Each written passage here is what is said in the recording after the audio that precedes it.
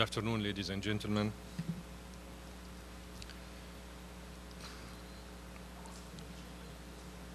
I have just handed over to the President of the Security Council for this month an official letter from my government. And I asked His Kindness to circulate this letter as an official document of the United Nations. Let me read out for you the content of this letter. It's an informal translation that was prepared by the Syrian delegation to the United Nations. So this is not an official translation, but it is an informal translation that might shed some light on the content of the letter. Upon instructions from my government, I wish to convey to you the following information. The competent Syrian authorities confirmed that they are seriously investigating the source of the fire which led to the death of the Turkish citizen and her children. Deepest condolences of the government of Syrian Arab Republic were presented to the families of the martyrs and to the friendly and brotherly people of Turkey.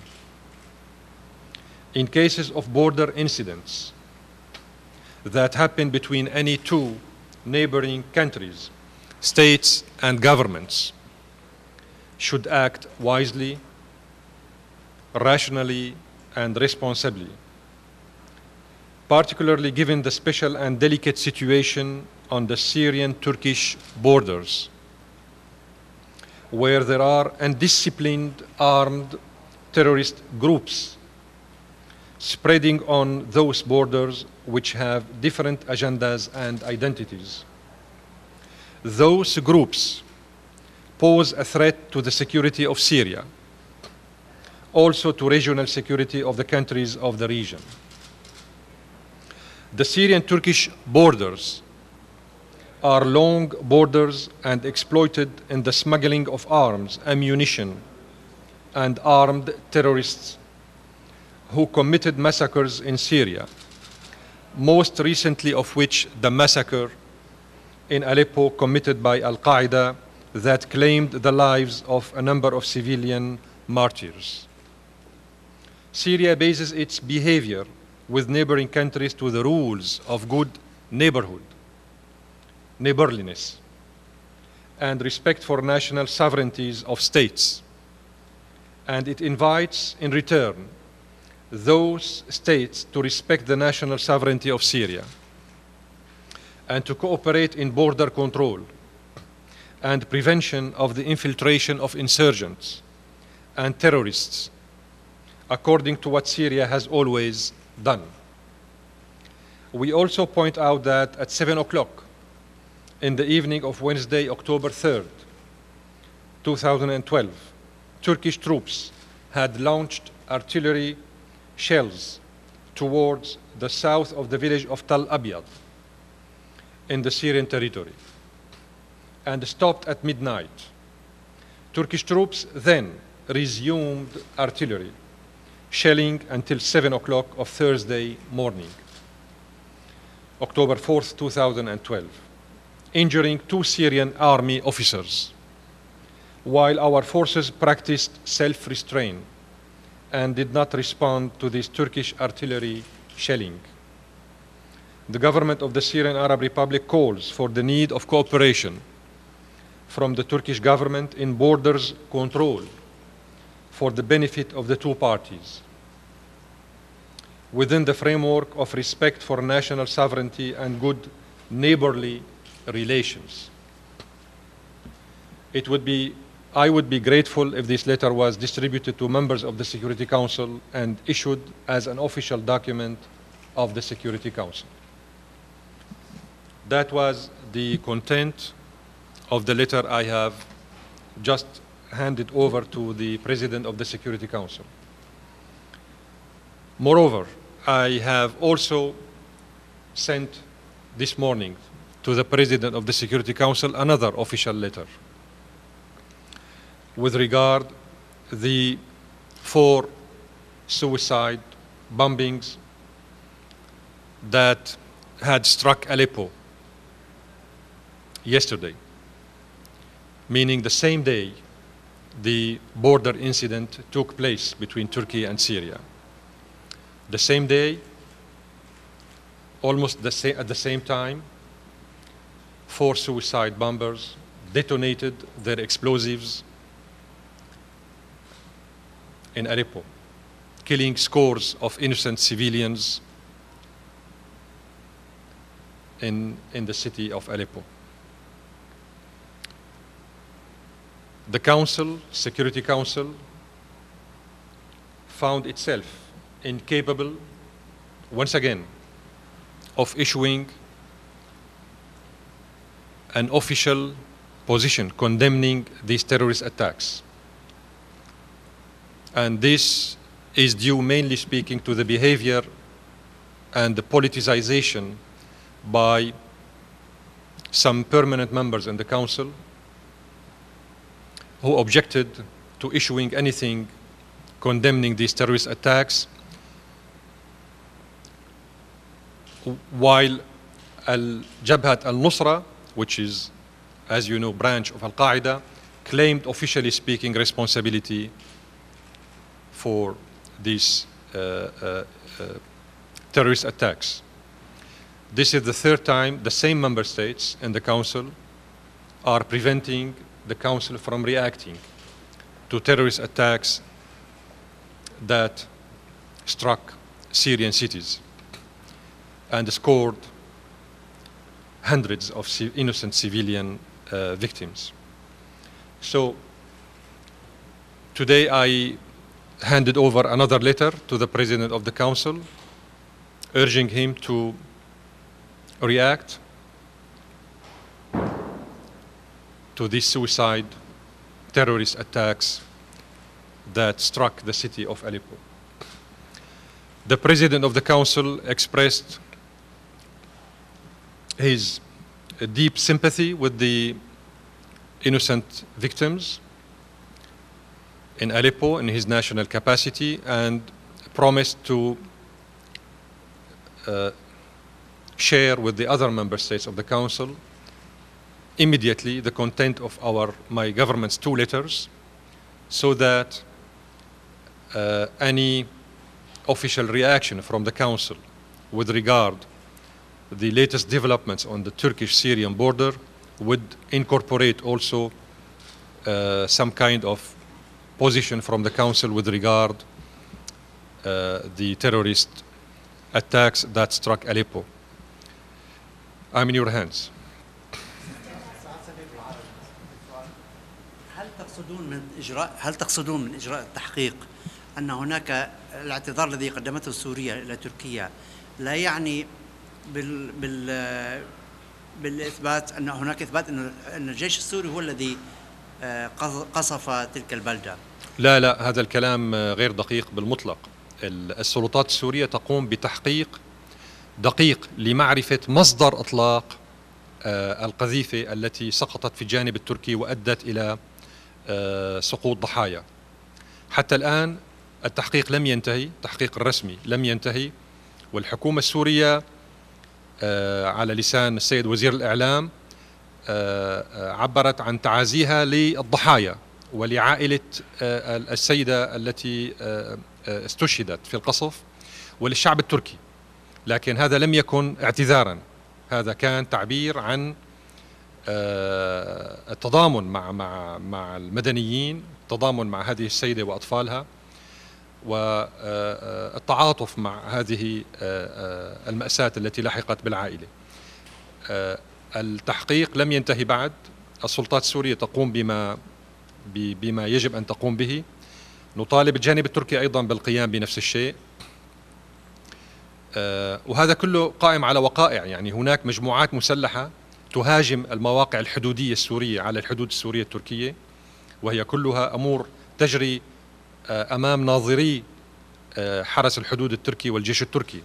فالقصة واضحة تماما للجانب التركي، وهم يعرفون تماما ماذا يجري على المعابر الحدودية وكيف تقوم بعض المجموعات المسلحة من حين لآخر بالهجوم على هذه المواقع الحدودية السورية، على الحدود السورية التركية. وبعض هذه المجموعات المسلحة عندما يطاردها الجيش السوري تلجأ إلى داخل الأراضي التركية. فالصورة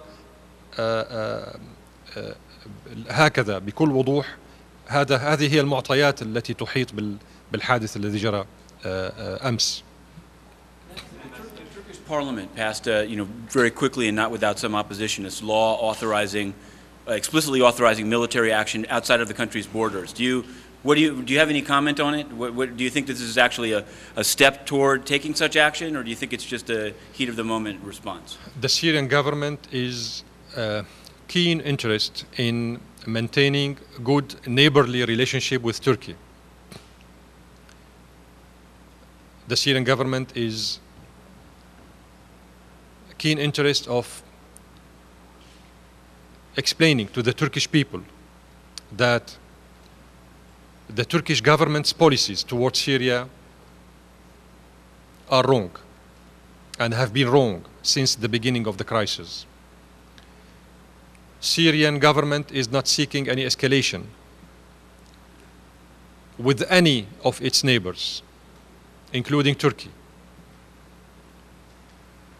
And we have called during all the crises from the beginning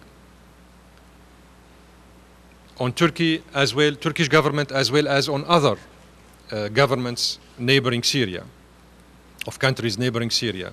We have called on them to show responsibility and to help us combating terrorist acts and armed groups infiltrating through our borders with the neighboring countries. This call has been there for months so far, and we reiterate our call to the Turkish government to help us in controlling the border, preventing armed groups from infiltrating through these borders, and stopping the media coverage offered to some headquarters of these armed groups. Some of them are within the Turkish territory. Mr. Ambassador, in the letter that you had just read to us, why was there no apology? Because the investigation has not been finalized yet, number one, and second, because the approach should be comprehensive while assessing what happened. This is what I was trying to convey. The Syrian government, of course, sympathized with the martyr Turkish woman, as well as with her children, and we are asking the Turkish government also to show the same kind of sympathy towards our hundreds of civilians, innocent, who fall due to the suicide bombings of the terrorist groups. Some of them came through the Turkish-Syrian border. So things should be balanced. Neither the Syrian government nor the Turkish government should seek harming civilians or harming the bilateral good neighborhood relationship between the two countries. On our side, we are keen interest in safeguarding, maintaining good relationship with Turkey. And we call on the Turkish government to do the same with regard the security of the Syrian people. Thank you very much. Can I say one more? Is it possible? Maybe you'll answer or not, but I know that Syria has said that Qatar was a major funder of rebel groups, and recently there's been the transition as head of the General Assembly from a gentleman from Qatar to Vuk Jeremic of Serbia. Can you say anything? Do you think that this will result in more meetings on Syria, less meetings on Syria? What did you think of the speeches that he gave during the general debate? What's Syria's view of this transition in leadership of the General Assembly? Well, I think the former PGA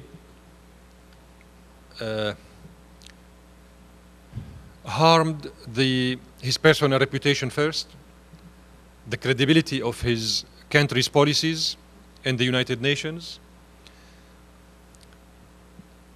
by misusing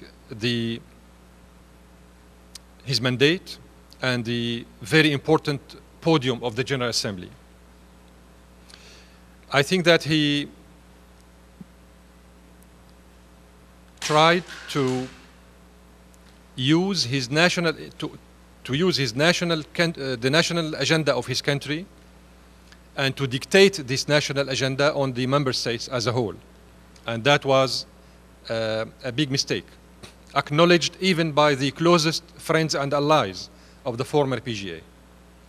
You may remember the procedurals and political mistakes he made towards the point of view of my country, as well as towards myself.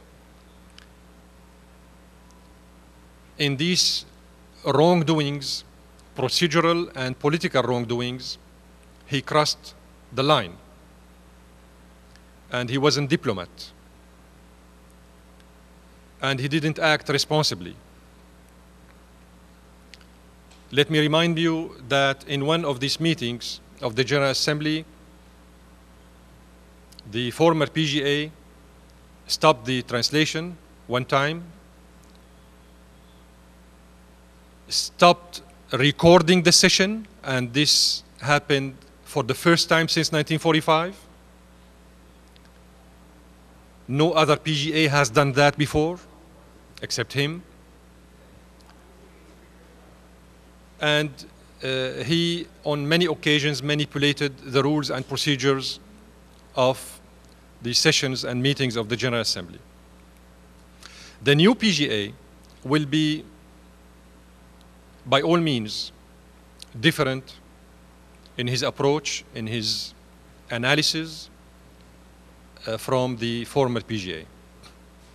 I'm saying this because he is a real heavyweight,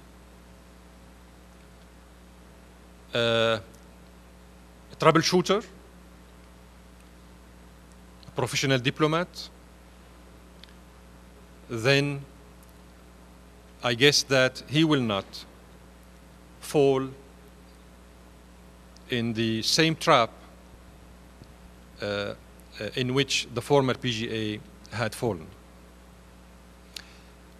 My minister met with the new PGA and they discussed together the best ways to help Syria, government and people, to achieve national dialogue and to implement the Kofi Annan 6 points plan, as well as other international instruments adopted by consensus with regard to the Syrian crisis. So we feel more objectivity, we feel more responsibility, we feel more genuinity on the part of the new PGA, and we are looking forward to working with him very closely. Thank you very much.